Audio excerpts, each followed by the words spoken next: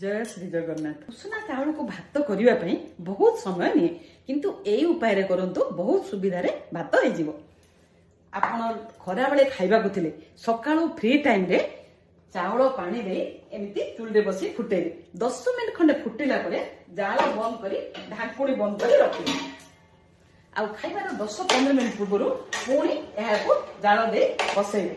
उषुना करिया पई धान को सिझाइला बेले एहार पोषण यथा थियामाइन अर्थात विटामिन B1 प्रोटीन रो मात्रा चाउल धान चोपारू चाउल को जाई थाए। सेही परी एहार कार्बोहाइड्रेट एवं ग्लाइसेमिक इंडेक्स रो मात्रा कम होई थाए। तेनु फिटनेस कॉन्शियस लोक एवं टाइप 2 डायबिटीज थिबा लोकन पई एहा एक हेल्दी चॉइस। पुणी उषुना चाउल बेसी दिन रहे जल्दी खराब हुएनी। एटा फुटी गला भात हे गला एथरा गाड़ी दबा केते सुविधा रे भात हो गला देखन।